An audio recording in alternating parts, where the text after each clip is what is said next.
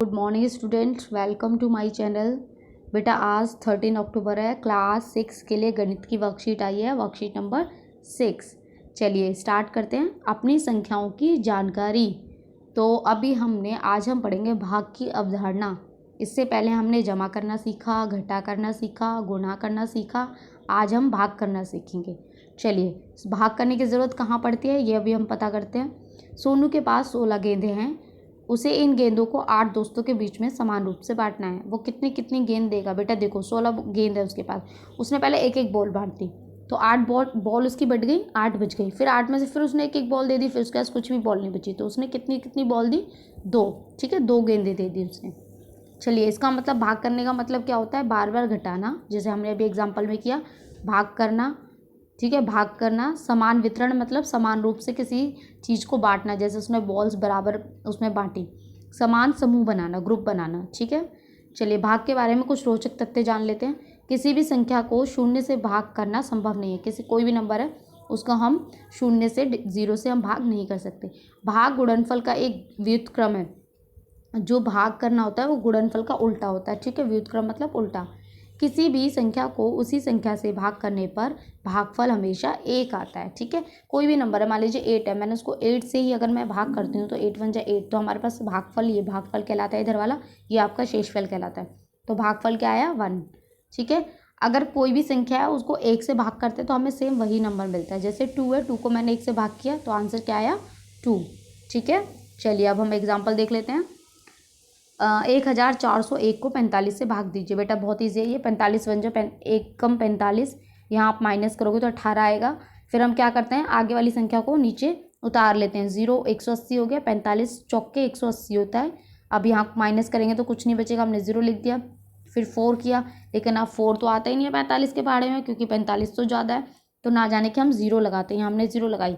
ना जाने कि 0 लगाने से क्या होता है, हम आगे वाली एक और संख्या को भी हम लिख सकते हैं। ठीक है, तो ये आपका कितना हो गया? 48।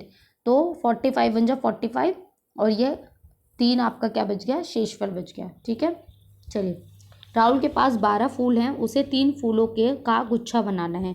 इन 12 फूलों से ऐसे कितने गुच्छे बना पाएगा? अब देखिए बेटा 12 फूल हैं उसके पास। ठीक है, 3 का उसे गुच्छा बनाना है। तो यहाँ पे हमने ऐसे कर दिया, 1 2 3 4, 4 गुच्छे बन गए। लेकिन ये छोटा नंबर था तो हमने ऐसे कर लिया। बहुत बड़ा नंबर होगा तो हम कैसे पता करेंगे? तो इसलिए हमने डिवाइड करके देखा है। अगर मैं 12 को 3 से भाग करती हूँ तो मेरा आंसर आएगा 4, यानी कि हमने 4 गुच्छे बनाने हैं। ठीक है, हम भाग करके इजीली निकाल सकते हैं।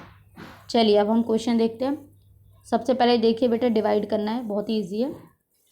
सबसे फर्स्ट है आपका 125, 125 को 5 से भाग करना है। कर लेंगे आप। 5 दूनी 10, 2 माइनस 5 एक नीचे लिख दिया, 25 हो गया, 55 25 क्रॉस। ठीक है, 1 से, ये अभी मैंने बताया था, 1 से जब भी हम भाग करेंगे किसी नंबर को तो हमें आंसर वही मिलेगा। ठीक है, ये मैंने ऐसे करके दिखा दिया है। और सेम नंबर को, एक जैसे नंबर को जब हम भाग करते हैं तो आंसर हमेशा 1 आता है। 64 को 64 से भाग करेंगे तो हमारा कितना आएगा? आंसर 1 आएगा। ये हमारा आंसर होता है, भागफल होता है।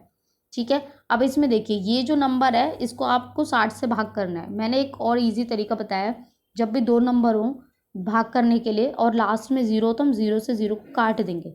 ठीक है, ठीक है, यहाँ देखो मैंने 0 से 0 को काट दिया। अब हमारे पास क्या बच गया? 6। 6 से भाग करना है, किसको भाग करना है? 1944, इसको करना है। 0 हट गई, क्योंकि देखिए आप 60 से भाग करेंगे तो फिर बहुत डिफिकल्ट हो जाएगा, इसलिए अब हम 6 से करेंगे तो बहुत ईजी हो जाएगा। तो 6 18, यहाँ से माइनस करेंगे 1, 4 नीचे लिखा, 14 हो गया, 6 दूनी 12, 4 में से 2 गया 2, 4 यहाँ उतार लिया, 24, 6 चौक 24, ये आपका आंसर आ गया। ठीक है, चलिए अब हम क्वेश्चन नंबर 2 देखते हैं। इसमें भी आपको बेटा डिवाइड करना है। ठीक है, 5910 को डिवाइड करना है 4 से, तो ये आप कर लेंगे, बहुत ईजी है। 4 से भाग करना है आपको। अब क्वेश्चन नंबर 3 जो दिया हुआ वो दिया हुआ है कि एक माली है, उसने आम के पौधे खरीदे।